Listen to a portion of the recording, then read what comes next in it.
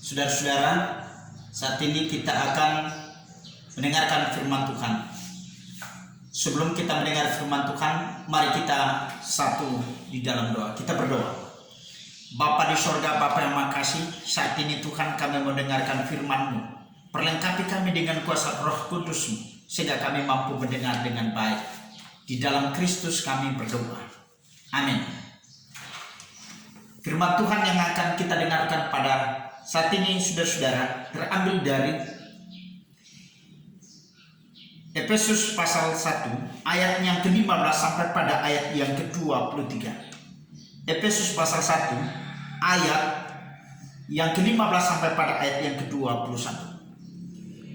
Karena itu, setelah aku mendengarkan tentang imanmu dalam Tuhan Yesus dan tentang kasih-Mu terhadap semua orang kudus, aku pun tidak berhenti mengucap syukur karena kamu, dan aku selalu mengingat kamu dalam doaku dan meminta kepada Allah Tuhan kita Yesus Kristus, yaitu apa yang mulia itu, supaya Ia memberikan kepadamu roh hikmat dan wahyu untuk mengenal Dia dengan benar, dan supaya Ia menjadikan mata hatimu terang agar kamu mengerti pengharapan apakah yang terkandung di dalam panggilannya, betapa kayanya kemuliaan bagian yang ditentukannya bagi orang-orang kudus, dan betapa hebat kuasanya bagi kita yang percaya, sesuai dengan kekuatan kuasanya yang dikerjakannya di dalam Kristus, dengan membangkitkan Dia dari antara orang mati dan mendudukkan Dia di sebelah kanannya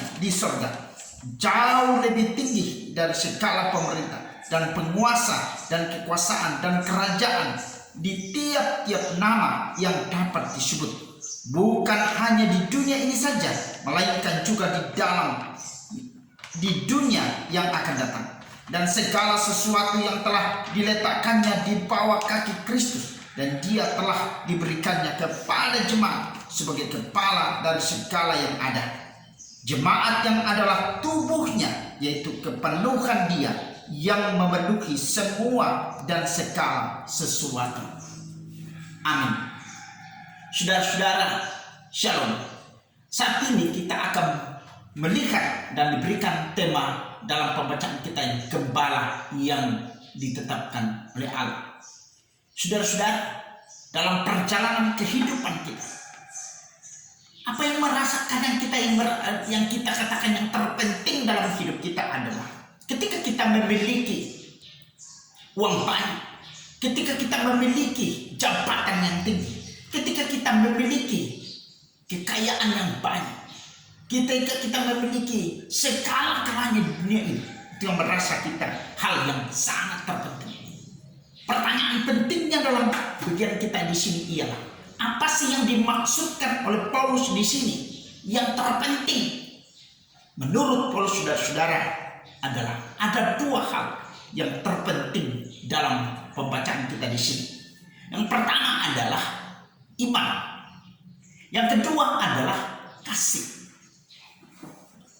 Bagian yang pertama, saudara-saudara, adalah hal iman. Menurut Paulus, iman sering dipahami sebagai keyakinan kepada Yesus Kristus. Berdasarkan pengajaran Alkitab, dapat dikatakan bahwa iman itu ditandai dengan hubungan yang akrab dengan Tuhan.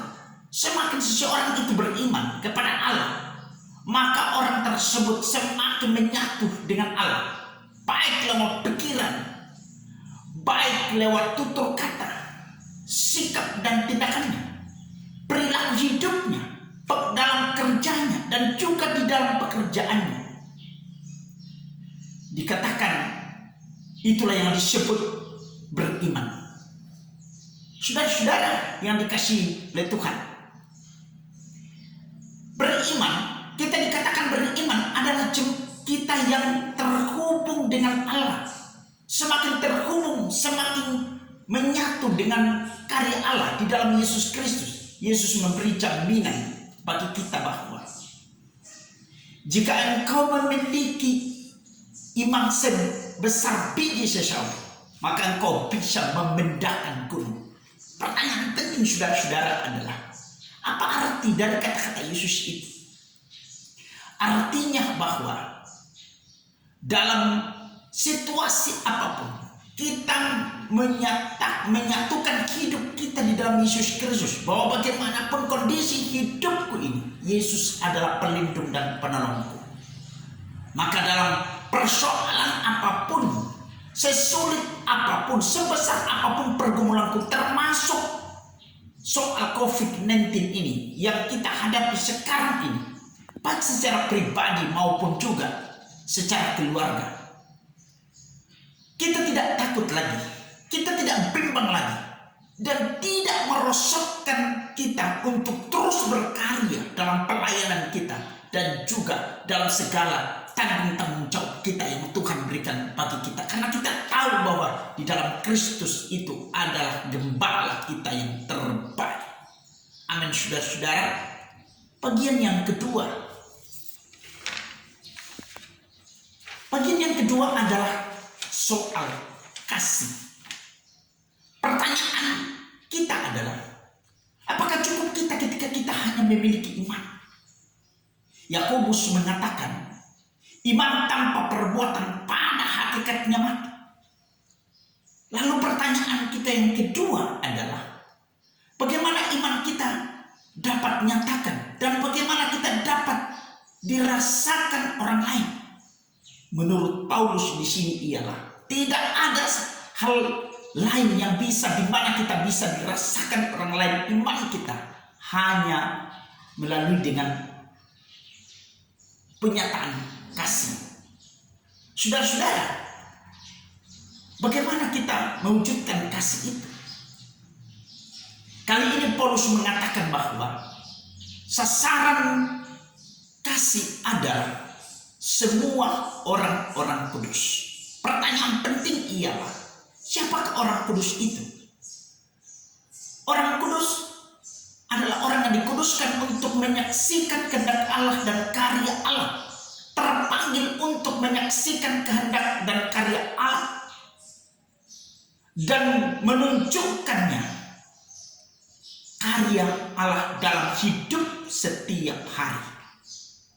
Bahwa dia mampu memperlihatkan tentang karya-karya Allah dalam hidupnya setiap hari. Baik itu melalui kata-kata yang lembut dan juga melalui dengan wujud kasih, dengan membantu orang lain. Apakah itu ketika mereka berada dalam kondisi duka? Apakah mereka karena mereka berada dalam kondisi yang mengalami sakit, mengalami kekurangan ekonomi, dan juga dalam pergumulan-pergumulan perasaan yang lain? Secara khusus saudara-saudara, kita saat ini berada dalam kondisi-kondisi yang sangat menakutkan tentang COVID-19. Salah satu wujud kasih kita ialah ketika kita bersama-sama untuk disiplin dalam melakukan protokol kesehatan. Kita sama-sama memakai masker setiap saat. Kita sama-sama mencuci tangan. Kita sama-sama menjaga jarak. Dengan melakukan itu adalah wujud kasih untuk saling menyayangi, saling mengasihi. Bagaimana kita terhindar dan bagaimana juga orang lain bisa terhindar. Kalau kita lakukan langkah-langkah ini, saudara-saudara, itulah wujud kasih yang sesungguhnya. Dan dengan melakukan itu, orang tahu bahwa kita memiliki iman di dalam Kristus Yesus. Maka dengan itu saudara-saudara, mari kita mengupayakan hidup kita untuk melakukan dua hal ini, yaitu iman bahwa Yesus Kristus itu adalah sumber gembalaku, pelindungku dalam kondisi dan persoalan apapun, yang membuat aku tidak akan takut lagi. Dan yang kedua adalah, mari kita wujudkan iman itu di dalam kasih, memberikan kepedulian kepada siapapun dalam kondisi apapun tanpa pamrih, dengan tulus. Maka dengan itu kita diberkati dan dituntun dan disukseskan Allah dalam seluruh perjalanan hidup kita, di mana kita pun berada. Amin saudara-saudara. Amin. Demikianlah firman Tuhan. Mari kita satu di dalam doa. Terima kasih atas kasih dan penyertaan-Mu Tuhan. Engkau memberkati dan menolong firman yang telah kami dengar. Bukanlah kehendak kami yang jadi Tuhan, tetapi kehendak-Mu. Berkati kami dan berkati semua orang yang mendengarkan Tuhan. Sehingga bukanlah kemampuan dan kekuatan kami, tetapi kekuatan di dalam Kristus Yesus kami berdoa. Amin. Terima kasih saudara-saudara yang telah mendengarkan dan menyaksikan firman ini. Tuhan memberkati saudara-saudara. Amin.